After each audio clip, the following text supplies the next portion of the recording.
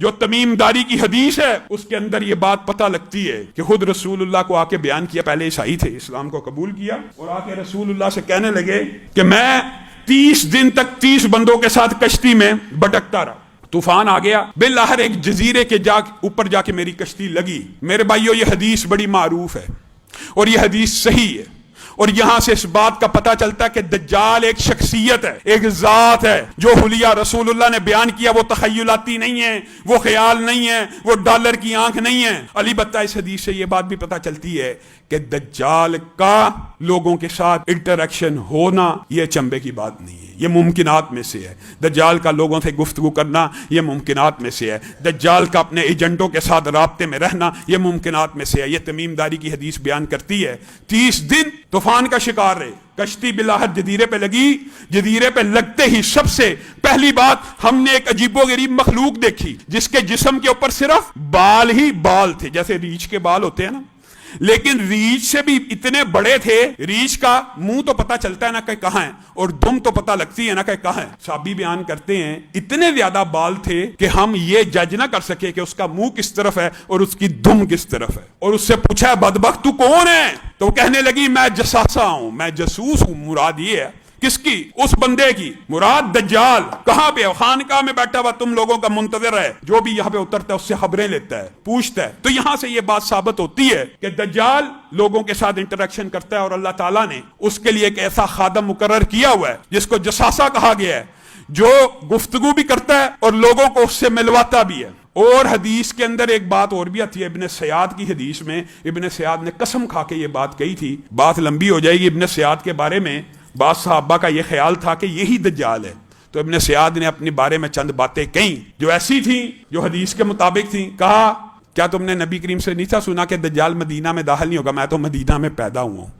کیا تم نے نبی سے یہ نہیں تھا سنا دجال کی اولاد نہیں ہوگی؟ میری تو اولاد ہے۔ ہاں البتہ اس حدیث میں ابن سیاد نے ایک بات کہی، کہا یہ ضرور میں کہتا ہوں کہ مجھے پتا ہے کہ کس مقام کے اوپر اس وقت دجال موجود ہے، اور اس کے باپ کا نام کیا ہے اور اس کا حلیہ کیا ہے، میں سب جانتا ہوں۔ اس سے مراد یہ ہے کہ دجال سے ملاقات جنبے کی بات نہیں ہے، دجال سے رہنمائی لینا، وہ جو فری میسنز کی آپ سٹوریاں سنتے پڑھتے ہیں اور جو دجال کے آنے کے انتظار کر رہے ہیں اور اس کی پوجا کرتے ہیں اور اس کی عبادت کرتے ہیں، ممکنات میں سے ہے۔ اس بات کا میں انکار نہیں کر رہا، ممکنات ہے، ہو سکتا ہے اس سے ملتے ہوں۔ ایک صحابی رسول 30 بندوں کے ساتھ اس جزیرے پہ اترا، جساسا اس کو دجال کے پاس لے گیا، اور دجال نے جو سوال کیے وہ کیا تھے؟ 3 مشہور سوال آپ سب جانتے ہیں، مختصر دہراتا ہوں۔ بیسان کا نخلستان کیا آج بھی پھل دیتا ہے؟ صحابہ نے کہا جی ہاں دیتا ہے، لیکن آپ کو آج میں یہ بات بتلاتا ہوں، اس وقت بیسان میں صرف 2 کھجور کے پودے ہیں، باقی رہ گئے ہیں، اور وہ دونوں بھی پھل نہیں دیتے، اس وقت دیا کرتے تھے۔ کہا بحیرہ تبریہ کا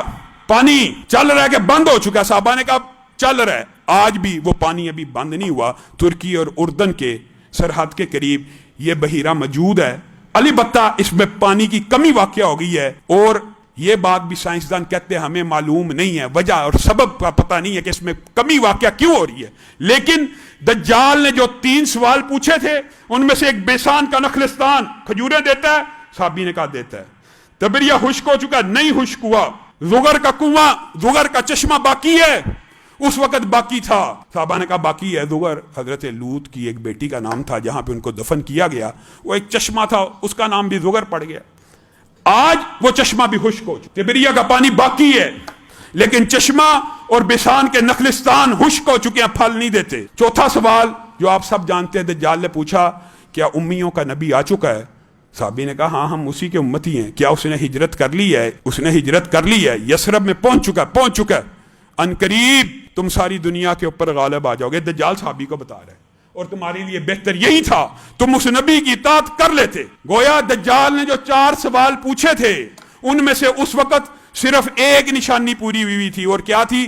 نبی امی آ چکے ہیں، جی آ چکے ہیں، ہجرت ہو چکی ہے، ہو چکی۔ میں اسی ہجرت کا انتظار کر رہا تھا کیونکہ میرا ظہور اور خروج اس ہجرت کے بعد ہوگا، لیکن میرے خروج کی باقی 3 نشانیاں بھی ہیں۔ زغر کا چشمہ خشک ہو جائے گا، بحیرہ تبریہ خشک ہو جائے گا، اور بیسان کے نخلستان کا ایک پودا بھی کھجور کا پھل نہیں دے گا۔ آج ان 4 میں سے 3 نشانیاں پوری ہو چکی ہیں، ایک نشانی باقی رہ گئی ہے۔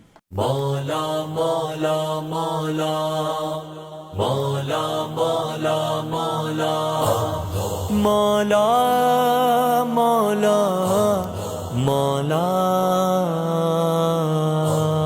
مولا مولا مولا